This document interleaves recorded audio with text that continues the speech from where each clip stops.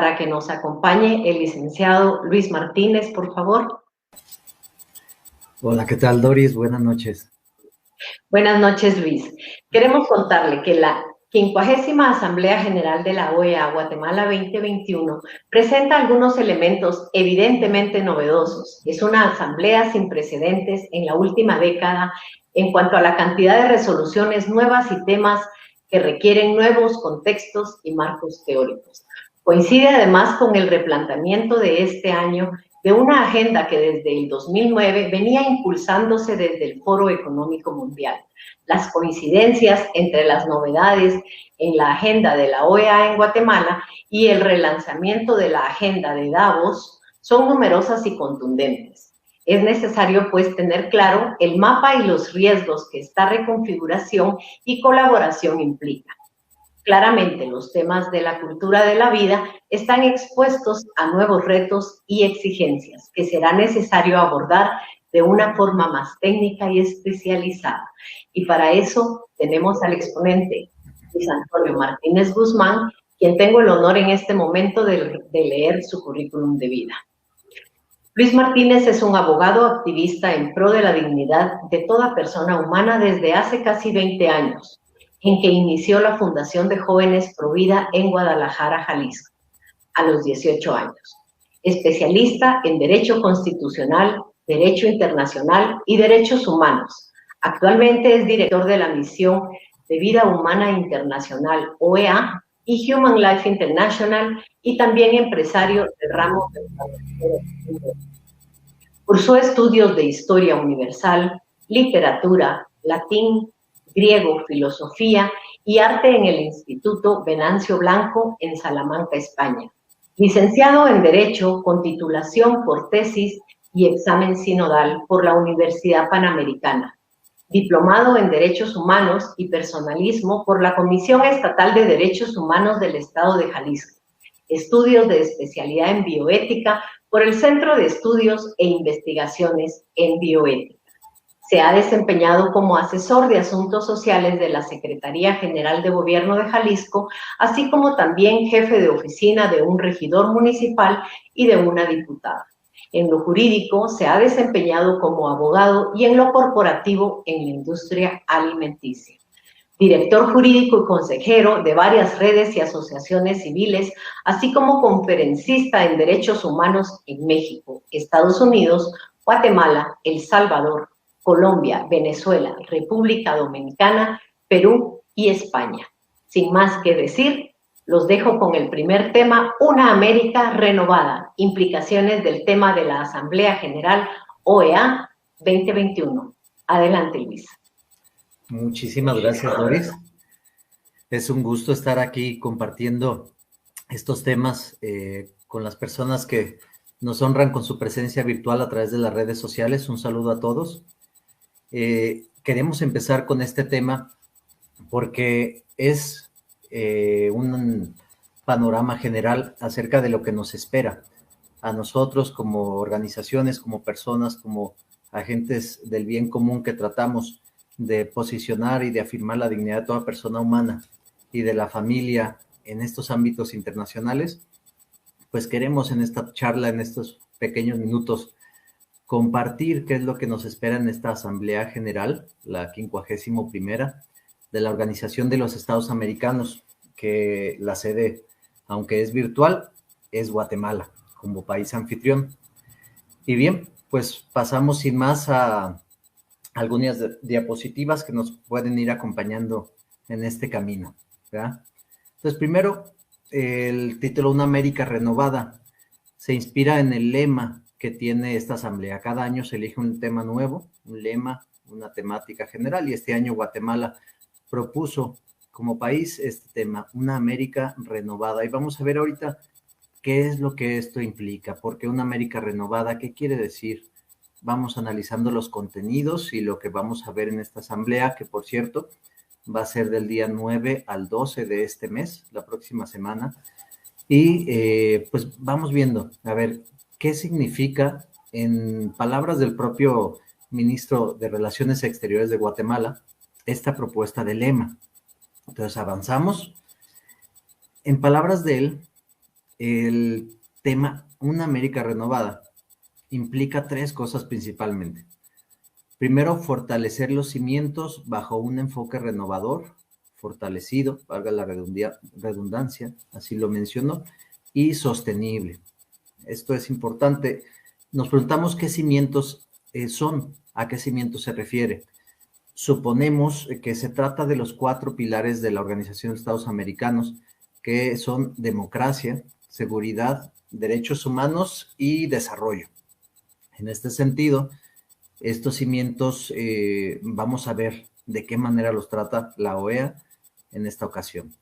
Luego habla también el canciller de Guatemala al presentar el lema de un énfasis en las personas, su entorno y los medios para su desarrollo integral, destacando la conservación del medio ambiente. Esas son sus palabras literales.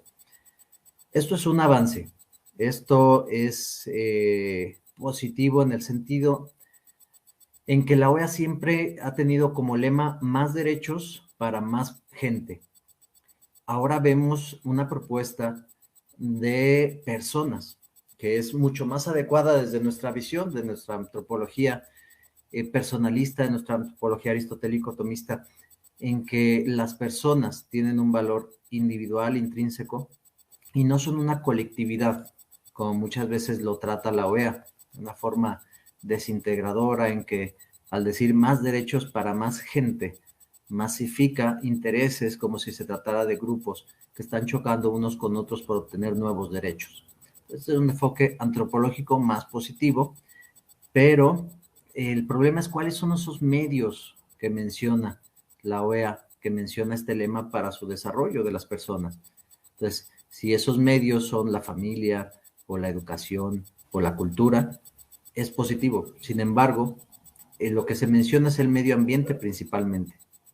Entonces, de nuevo, tenemos aquí una ambigüedad que vamos a analizar más adelante. ¿De qué forma esta conservación, esta protección del medio ambiente beneficia a las personas desde la óptica de la OEA? Por supuesto que sabemos que el tema en sí es positivo, suena adecuado, que debemos conservar el medio ambiente, pero la manera en que se trata aquí, lo vamos a ver, es ambigua.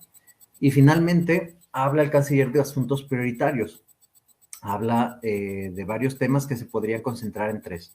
Conservación del medio ambiente, igualdad, referida a una erradicación del hambre, seguridad alimentaria y nutricional. Y el tercer tema, recuperación y activación económica. Entonces, aquí el problema es que una vez que analizamos las resoluciones o las que tenemos a la mano, porque la OEA a pocos días de la Asamblea todavía no ha subido las resoluciones, más que 2. Esto habla de falta de transparencia. Tenemos una organización que guarda hasta el último momento lo que se supone que se va a votar, y la sociedad civil no tenemos a la mano elementos más que rascando, investigando, cabildeando, podemos obtener algunos, pero no tenemos claridad sobre cuáles son todas las resoluciones y qué contienen. Eso es grave porque se van a aprobar cosas que aún no sabemos, y las pocas que sabemos, pues nos damos cuenta que precisamente en esas resoluciones no se tratan estos asuntos prioritarios. El tema del hambre lo manejan de una forma interesante, negativa, como vamos a ver en este tema, como si se tratara de un problema cuya solución es voluntariado de la sociedad civil, como si la erradicación del hambre y la seguridad alimentaria y el tema en general de la pobreza tuvieran que resolverlo unos cascos blancos, la similitud de los cascos azules de la ONU, unos voluntarios que van a trabajar proactivamente por el continente para vencer la pobreza. Y entonces los gobiernos, ¿para qué son? Y entonces las políticas públicas, ¿para qué son? Esta asamblea se distingue porque está comenzando a eliminar la responsabilidad que tienen los gobiernos en temas importantísimos como este de la erradicación del hambre y de la pobreza.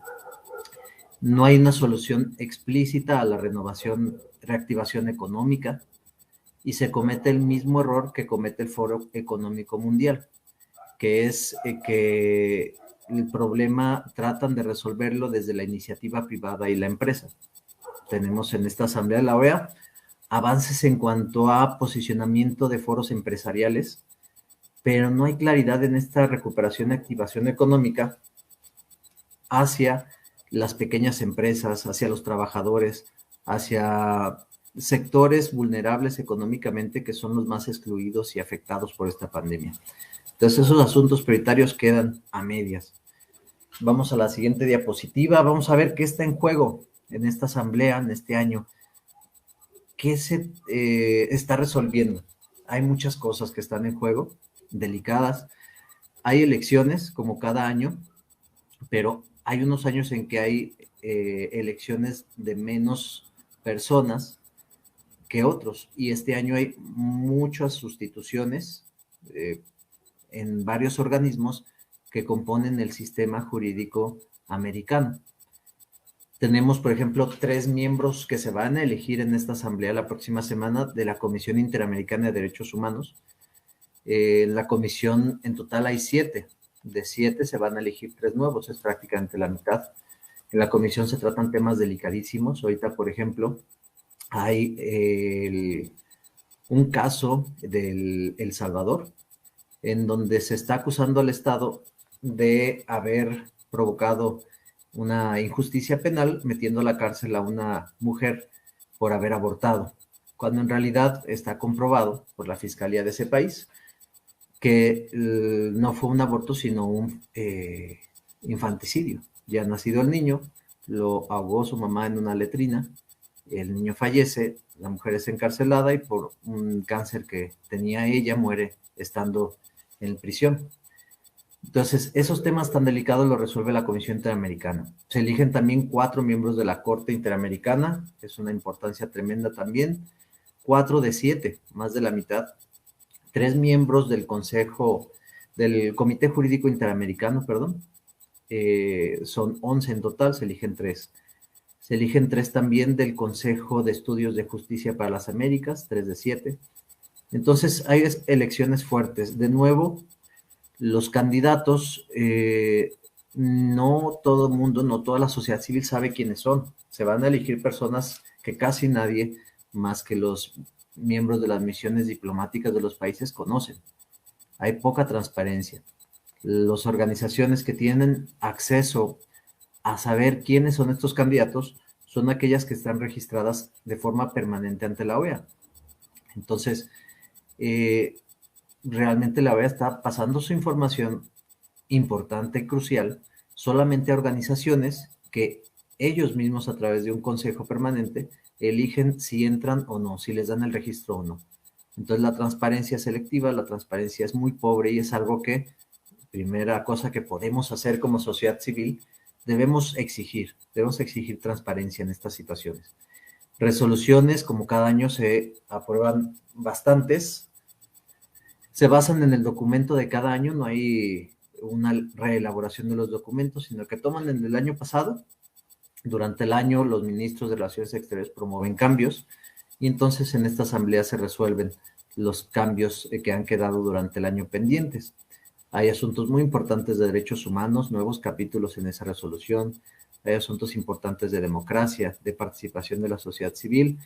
Y curiosamente hay nuevas resoluciones, como decía Doris en la presentación. Este año tenemos nuevos capítulos, nuevas series, nuevas películas acerca de lo que le espera a América, en nuevas resoluciones, principalmente en temas de telecomunicaciones. La Comisión Interamericana de Telecomunicaciones está haciendo una resolución nueva y hay un esfuerzo por ampliar el acceso a telecomunicaciones, internet, etcétera, en áreas rurales, donde sabemos que la cultura ha sido conservada, donde sabemos que la falta de acceso constante a redes sociales que muchas veces implican peligros para los jóvenes como Instagram, TikTok, etcétera, en esas áreas no han tenido una afectación grave y sin embargo la OEA insiste en que deben acceder a toda esa cultura. Es una espada de dos filos.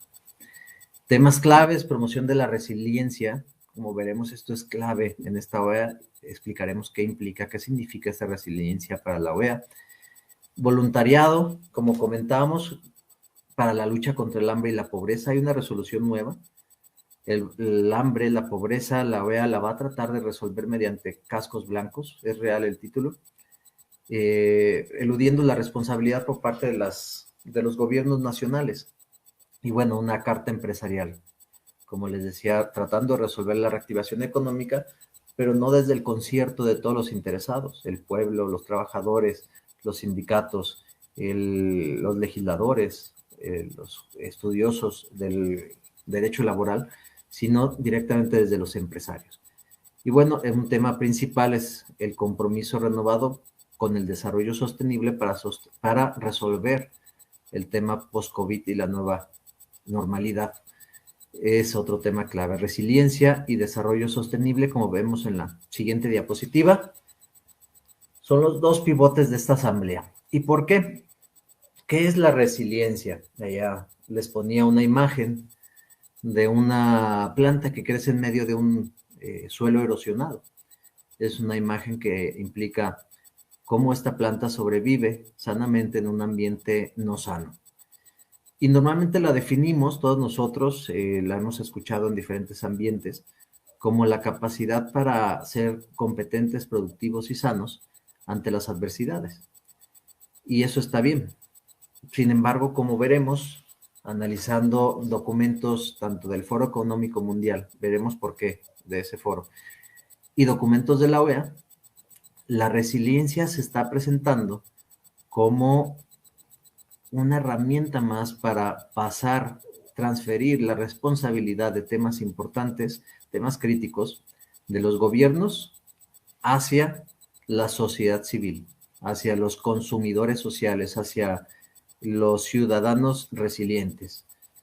Vamos a poner un ejemplo. Si ustedes mandan a hacer una herramienta industrial y les interesa que sea con ciertas características de resiliencia muy fuertes, es decir, quieren una herramienta industrial resiliente, esto es porque el ambiente en el que van a poner esa herramienta, el ambiente al que la van a exponer, va a ser un ambiente con muchísima tensión, tensión de calor, tensión de energía, tensión eléctrica. ¿Para qué? Para que esta herramienta soporte todo eso, soporte esa tensión y tras generarse el daño vuelva a su forma normal. Si ahorita la OEA nos está insistiendo con una nueva resolución, con documentos, y el Foro Económico Mundial lo hace también en el tema de la resiliencia, no es precisamente porque tengan programado un ambiente sano, porque tengan programado un futuro renovado para América en donde las cosas van a estar bien. Esta América renovada, cuando nos presentan la promoción de la resiliencia, es una América que va a ser sumamente tensa, expuesta a riesgos, expuesta a situaciones en donde los ciudadanos se verán tremendamente afectados y ya nos están preparando mediante esta promoción de la resiliencia para soportar estos daños. La resiliencia implica también sociológicamente no necesariamente una superación de la situación o una mejora del ambiente en el que nos desarrollamos, sino simplemente una actitud vital positiva ante las adversidades.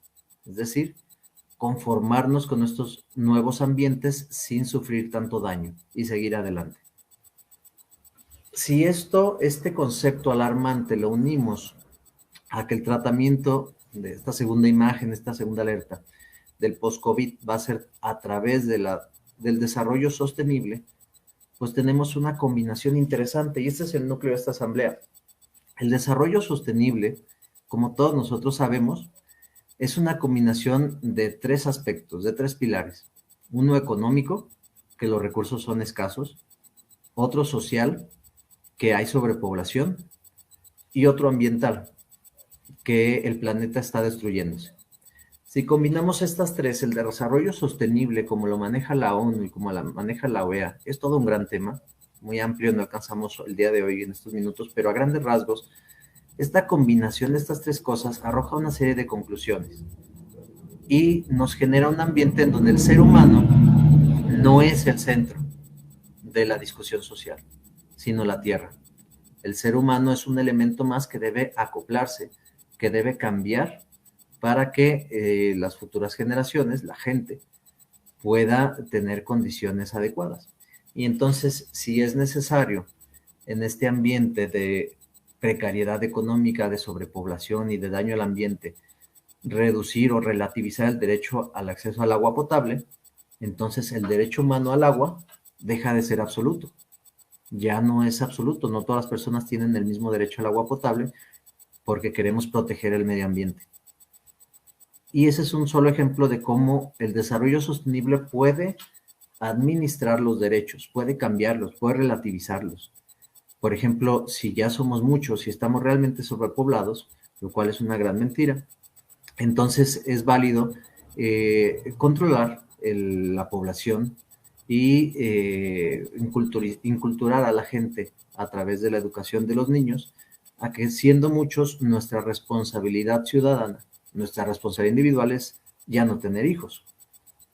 Entonces el aborto no es solamente ya un derecho, sino se convierte en una responsabilidad del ciudadano resiliente ante un ambiente precario para poner su granito de arena al mundo, a la tierra, a las futuras generaciones.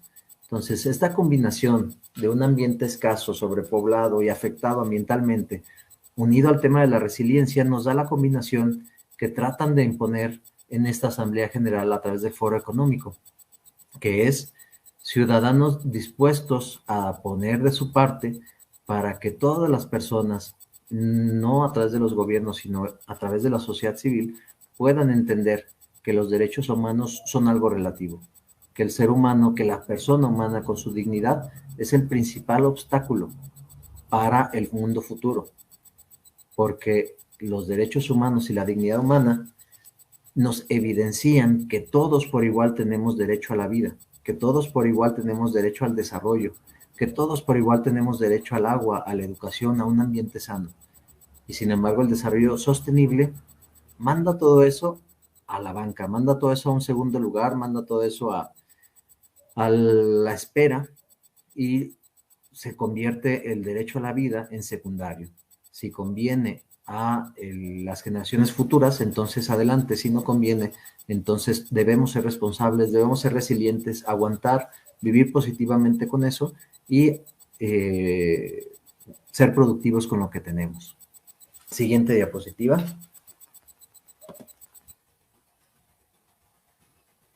Gracias, Emilio. Hemos mencionado varias veces aquí que hay una influencia del Foro Económico Mundial en esta asamblea. ¿Qué es el Foro Económico Mundial? Es una reunión que se viene dando desde hace muchos años, en donde asisten secretarios de gobierno de primer nivel, presidentes, mandatarios, artistas, empresarios de grandes corporaciones económicas, como Nestlé, como BBVA, como Microsoft, etcétera. Y asisten a este evento. Inicialmente eran 444 personas, ahorita ya suman más de 1000. Y se reúnen para tratar supuestamente los temas que preocupan al mundo, los temas globales. Pero tiene dos grandes problemas. Se le llama también Foro de Davos porque se reúnen en esta ciudad de Suiza, en este pueblito de Suiza que se llama Davos. Y los críticos han mencionado dos grandes problemas de este Foro Económico Mundial. En primer lugar, que comienza a haber desde hace alrededor de 12 años una presión en la agenda para que la toma de decisiones sea no a través de los gobiernos nacionales, porque supuestamente lo hacen mal, quizás sí, quizás no, sino a través de stakeholders, como le llaman, partes interesadas. Es decir, ¿quiénes son los interesados en estos cambios globales? Pues los grandes empresarios que acumulan capitales con más potencia que las reservas totales de un país. ¿Quiénes son los interesados? Unos cuantos líderes de organizaciones internacionales, como la ONU, como la Cruz Roja, etcétera, que tienen bastante influencia en todo el mundo, y alguna que otra persona más. Líderes de sindicatos, que a fin de cuentas son estas partes interesadas que deben tomarla y cada vez más impulsan que la gobernanza mundial sea, y de estas decisiones importantes, sea a través de estas personas y no de los gobiernos nacionales. Estas propuestas, este Foro Económico Mundial, a pesar de que lo hemos escuchado mucho, es tan importante que, por ejemplo, el Tratado de Libre Comercio, hoy en día se llama TEMEC, entre México, Estados Unidos y Canadá, surgió 10 años antes a través de una charla informal entre miembros del Foro Económico Mundial, y así muchas otras decisiones. Y el segundo gran problema de la agenda de este foro es, como decíamos, que busca solucionar los problemas a través de la resiliencia y la participación de las personas, trasladando la responsabilidad de toda la carga ambiental, de la pobreza, del hambre, de la desigualdad, no a los gobiernos y su falta de efectividad en las políticas públicas, sino a las personas. Entonces son dos grandes problemas, y este Foro Económico Mundial ha comenzado a tener mucha influencia, tiene convenios con la ONU, participa en el Foro Económico, en el Consejo Económico y Social de la ONU, ha tenido reuniones importantes con el secretario general de la OEA durante muchos años. Actualmente la OEA maneja toda su seguridad cibernética a través de organismos del Foro Económico Mundial, etcétera. Sí hay una gran relación, pero nunca la había habido como este año. Como dijimos al inicio, este año es crucial, porque por primera vez la agenda de la OEA se convierte, como dice esta diapositiva, en un Picasso con brochetazos de Davos. Hay muchas ideas nuevas que no tienen un contexto anterior, no están tan entrelazadas entre sí, por sí solas, pero cuando comparamos y ponemos a un lado la agenda de Davos y la agenda de la OEA, nos encontramos con que hay un tremendo paralelismo, con que hay mucha coincidencia, hay muchas cosas nuevas de la OEA que no estaban antes, pero que sí llevan 10 años en el Foro Económico Mundial y por primera vez tuvieron una influencia tremenda. Adelante, por favor. Gracias, Emilio.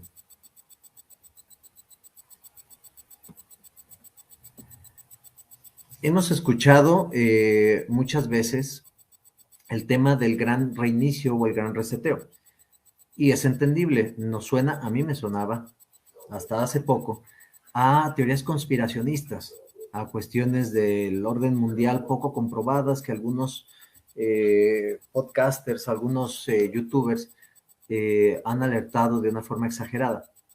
Pero si entramos a la fuente original, el Foro Económico Mundial, tenemos a la vista que son propuestas muy concretas, que son propuestas nada conspiracionistas, pero que no son nuevas además. El gran reseteo no es un nombre que hayan dado activistas pro vida o pro familia a esta agenda. El gran reseteo fue el lema del Foro Económico Mundial en este año 2021, oficialmente. Es decir, una reunión de gente seria, de presidentes de todo el mundo, de empresarios de todo el mundo, son los que proponen este lema, el gran reseteo. Pero no es nuevo. El gran reinicio y su agenda se viene manejando desde el 2009, desde hace 12 años, y habían presentado una serie de propuestas, como las que ya les comento, de responsabilidad a la sociedad civil en lugar de los gobiernos, una gobernanza a través de partes interesadas, de una protección del medio ambiente, dejando en segundo lugar a las personas. En el tema económico, no buscan el que las personas puedan emprender, que se pueda generar capital, sino que se enfocan a que si no eres una gran transnacional que tiene el capital suficiente para comprar el país de Guatemala entero, entonces la propuesta para ti es doble: empleo y crédito. Entonces hay una desigualdad tremenda ahí. Por supuesto, no puede esperarse menos de una reunión, un foro, en donde no están presentes los representantes de comunidades afrodescendientes, de comunidades indígenas, del pueblo, de la gente de lo común, de la gente a pie, sino que están reunidas ahí las personas que reclaman, reivindican una representación económica en todo el mundo. Ellos mismos le llaman a sus propuestas que se trata de una cuarta revolución industrial. Y no están tan equivocados, porque está sucediendo lo mismo que sucedía a fines del siglo XVIII. Los reyes tenían el poder político, pero los comerciantes tenían el poder económico. Y es así como se genera, y además se acentúa esa situación con la revolución industrial, y se genera una guerra, un cambio en el orden establecido que se denomina la Revolución Francesa. Entonces, no solo es una revolución industrial cuarta, sino que esto nos podría llevar a una segunda revolución francesa. Es decir, la gente que sostiene el poder económico, pero no el poder político, reclamando y reivindicando el poder político a los gobiernos que no cuentan con el poder económico.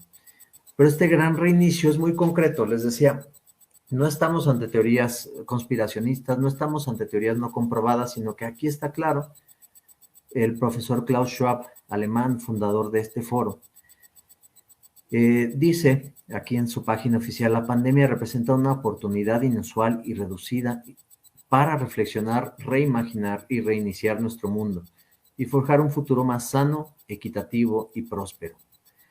Enfoquémonos en estas tres cualidades, un futuro sano, equitativo y próspero.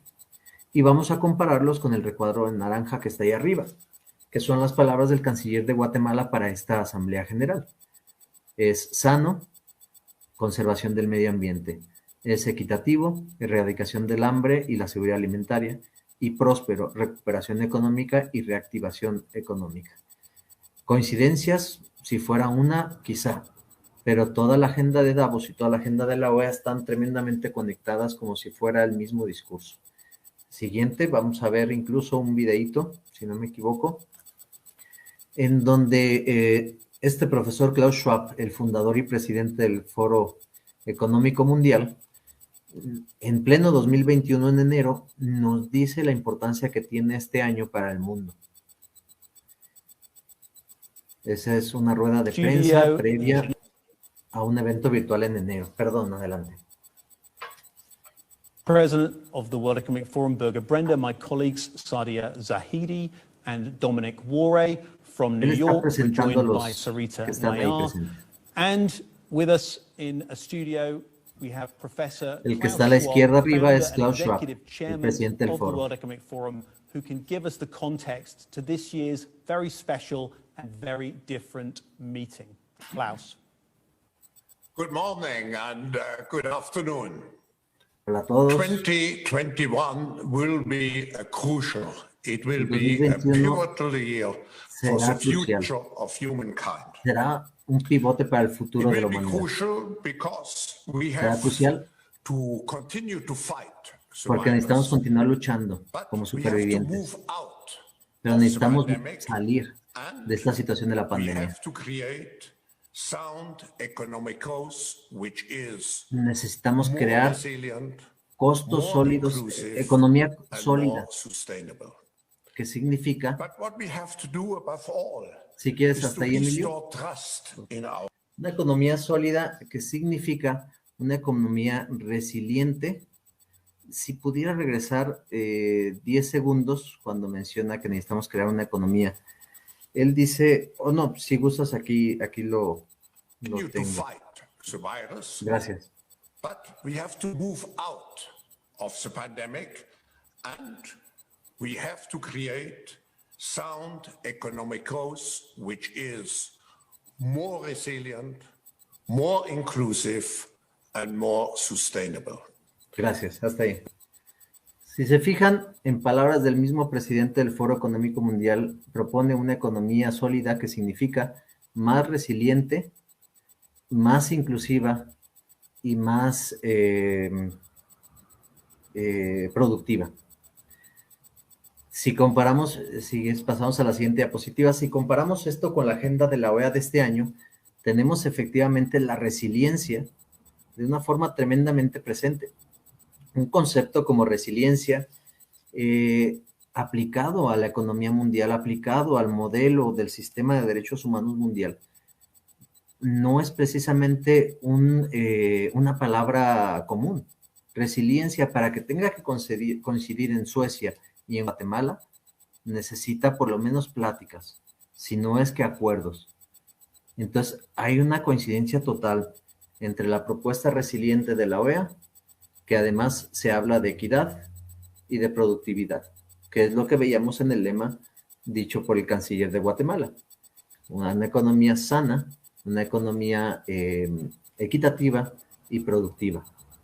Entonces, la resiliencia es claramente la novedad bajo el ámbito del desarrollo sostenible.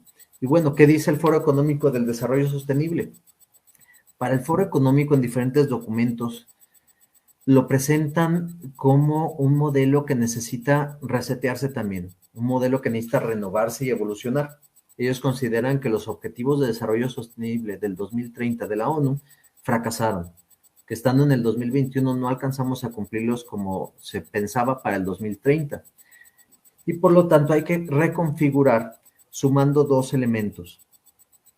Y el Foro Económico Mundial añade a los tres que decíamos, recapitulando, el elemento económico, recursos escasos, elemento social, población excesiva, y elemento ambiental, el medio ambiente y el planeta destruyéndose. A eso le aumenta el Foro Económico Mundial el elemento geopolítico, la incapacidad de los gobiernos para solucionar los problemas y por lo tanto la descarga de su responsabilidad hacia los ciudadanos resilientes. Ahí la importancia de la resiliencia. Son los ciudadanos, la sociedad civil organizada, quienes van a colaborar con estos organismos internacionales para hacer que los demás ciudadanos cumplan con esto.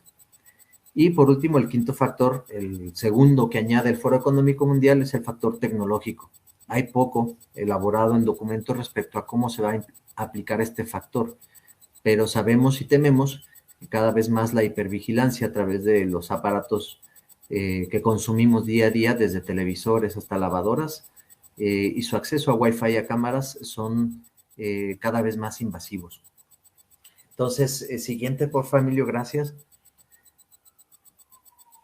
Hay una coincidencia, pues, comprobada en discurso, en documentos, en agenda, entre la OEA y su compromiso con Davos. Y la OEA renovada, esa América renovada que nos presentan, que todavía no sabemos claramente qué renovación implica. Sin embargo, como hemos platicado con la resiliencia, no es precisamente una renovación y un panorama alentador.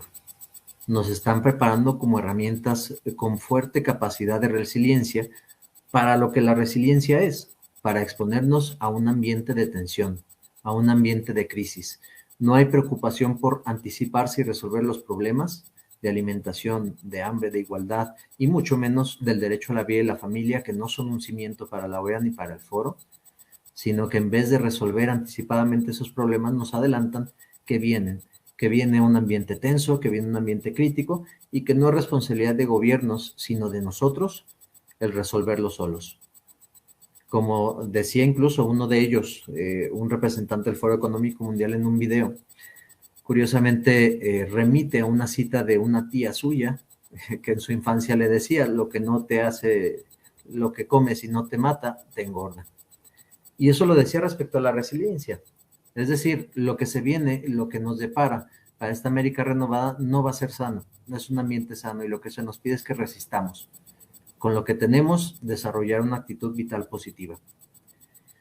Y como otras pruebas de este compromiso entre la OEA y Davos, tenemos aquí algunas imágenes a la derecha, hasta la derecha, arriba y abajo, y en medio, un poco más a la izquierda, está Luis Almagro, el actual secretario general de la OEA, en reuniones del Foro Económico Mundial.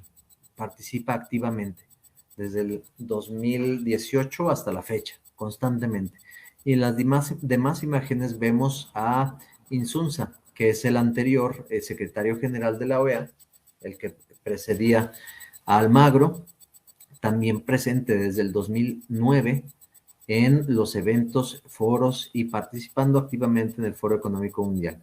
Y curiosamente desde el 2009, el año en que esta agenda comenzó a desarrollarse, esta agenda del gran reseteo económico, social, tecnológico y personal. Hablan de un reseteo personal en donde al desarrollarlo en su libro, Klaus Schwab, el libro lo podemos encontrar en internet fácilmente, habla de un cambio de actitud en las personas, no solo de un cambio de tecnologías y economías. Y ese cambio se centra en lo que decimos aquí, en lo que les he platicado, se centra en la capacidad de la persona para desarrollar actitudes vitales positivas en medio de un ambiente crítico, en medio de un ambiente caótico. Damos a la siguiente. Algunos ejemplos de procesos que el Foro Económico Mundial tiene desde el 2009, pero que ya en la OEA se están avanzando, es este de la resiliencia y el voluntariado.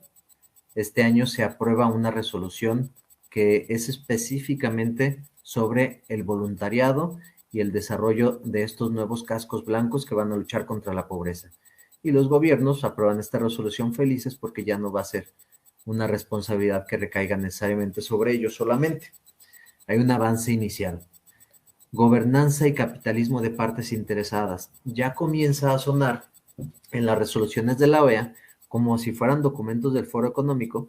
Ya comienza a sonar este tema de que los problemas del continente tienen que resolverlo los stakeholders, las partes interesadas. Y como partes interesadas se refiere a quienes tienen interés, como el mismo concepto lo sugiere, en el desarrollo, en la economía, etcétera. No contemplan necesariamente a las partes vulneradas. Y entonces sí empieza a haber en la OEA una promoción de un cambio en la toma de decisiones, posicionando a los empresarios, a los grandes políticos, que no son necesariamente los presidentes de nuestras naciones, sino a políticos considerados por ya una carrera internacional. Hablemos, por ejemplo, de Michelle Bachelet, que ya no tiene una función pública, pero es una reconocida estadista, que ahorita funge como alta comisionada de las Naciones Unidas para los Derechos Humanos, lo cual es un gran problema, que no hay tiempo ahorita de platicar. El tiempo en radio y en estas conferencias virtuales es como si fuera de juguete, es de mentira, es muy corto. Y bueno, otro gran proceso es el debilitamiento de los estados nacionales y fortalecimiento de los mecanismos regionales. Eso lo vimos en primera persona. Fuimos testigos de ello cuando estuvimos presentes hace tan solo una semana y media en una reunión del Consejo Permanente de la OEA, en donde precisamente Guatemala, que jugó un papel importantísimo, y ojalá hubiera más cancilleres como el de Guatemala, trataron de detener algunos conceptos que claramente iban en contra de la familia. Fue apoyada inicialmente por Paraguay, por Santo Tomé, por Colombia, y del lado contrario estaban en México. Tristemente lo digo, yo soy de México y mi país, junto con Argentina y Canadá, pareciera que son quienes lideran todos estos temas antivida y antifamilia en la OEA. Y presionaron tanto que Paraguay, Colombia y Santo Tomé terminaron diciendo, bueno, en aras de la flexibilidad, voy a declinar estas objeciones que tengo. Y Guatemala se sostuvo. Y los demás ministros, entre ellos el de República Dominicana, comenzaron a decirle, oye, pero pues solo faltas tú, no podemos avanzar por tu culpa. Y le hicieron un montón y Guatemala tuvo que declinar. No había manera de sostenerse solo. Entonces vemos como un país ya no es capaz de determinar su futuro porque la presión que hacen estos organismos internacionales sobre un canciller es tal que se debilita totalmente su soberanía, se debilitan sus decisiones. Y si un país quiere permanecer en esta antropología, en estas leyes, o tan siquiera en un ambiente básico en donde realmente el ser humano se puede desarrollar hacia el bien común, lo va a lograr solo y cuando estén de acuerdo todos los demás en la OEA. Si no están de acuerdo, su debilidad va a ser evidenciada y va a predominar lo que decida este organismo, estos mecanismos regionales como la OEA. Y esto el Foro de Davos lo presentaba desde el 2009 como el futuro, y sépanlo, quienes aquí entre nuestros oyentes están a cargo de organizaciones o están en el tema de la vida y la familia, el futuro de la afirmación de la dignidad de la persona humana y de la vida y la familia no está en las leyes nacionales, en las leyes locales. Todo se va a trasladar, la toma de decisiones se va a trasladar a los organismos y a los mecanismos regionales. Y en un tercer momento, mucho más adelante, no necesariamente la ONU y a la OEA, sino organismos de partes interesadas económicamente con poder para tomar estas decisiones, que ante ellos los gobiernos nacionales tienen un mínimo poder político y un mínimo poder económico. Siguiente. Ya estamos terminando. Por ahí hay una pregunta de Jessica López Mendoza. Pregunta si creo o creemos que los objetivos de desarrollo sostenible han fracasado. Yo creo que es muy prematuro decir eso. Más que nada, tendríamos que replantearnos si los objetivos de desarrollo sostenible estaban hechos para cumplirse.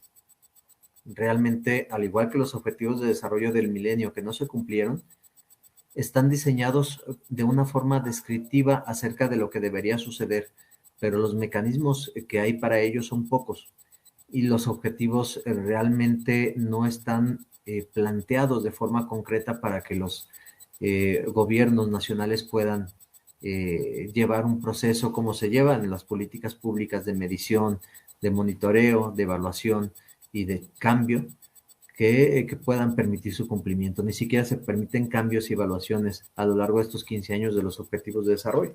Entonces creo que el replanteamiento es desde su raíz. No es que estén fracasados, sino que fueron planteados como una utopía que no iba a poder cumplirse. Y bueno, ya terminando, creo que me excedí un poco, disculpen. La forma es fondo. ¿A qué nos referimos con esto? Si se fijan en la imagen, hay varias personas y hay unos caminos que seguir. Pero la conexión de estos caminos entre una persona y otra no necesariamente está determinada por el diálogo que haya entre ellos o por los valores que tenga cada uno, sino por la forma en que se dibuja el camino en el piso. De igual manera en la OEA, actualmente el problema no es el fondo necesariamente, siempre ha sido el fondo, pero actualmente el asunto va más allá. No se puede resolver el fondo cuando los mecanismos para acceder a la toma de decisiones se están cerrando, cuando esas líneas pintadas en el piso se están bloqueando, de tal manera que la sociedad civil, que no tenemos el poder económico de estas organizaciones interesadas, estamos quedando fuera de esta toma de decisiones. Cuando quienes nos representan, que son los gobiernos y quienes originalmente decidían en estos organismos, están siendo debilitados y quedando fuera de la toma de decisiones. Entonces, la forma que es cómo accedemos a las decisiones acerca de lo que son los derechos humanos, acerca de lo que es la persona humana, acerca de lo que es la familia, acerca de lo que es la vida, son las que están siendo bloqueadas. No importa que nosotros pensemos diferente y que la OEA piense diferente, si no hay una comunicación para tomar decisiones. Si esos caminos pintados en el piso se bloquean, se cambian y se reconfiguran, entonces quedamos aislados. Y la forma es fondo, porque quienes creemos en cierto fondo, en cierto criterio antropológico, en cierto criterio divino, acerca de cómo pensó Dios para nosotros su plan, ni siquiera tenemos acceso a plasmarlo en quienes configuran las políticas públicas de nuestro continente. Entonces, es hora de preocuparnos por la forma también, es hora de exigir más transparencia y procesos incluyentes que realmente permitan que todos accedamos a expresar nuestras creencias, nuestras convicciones, nuestros valores y no seamos aislados en esta configuración de una América renovada. Pues muchas gracias.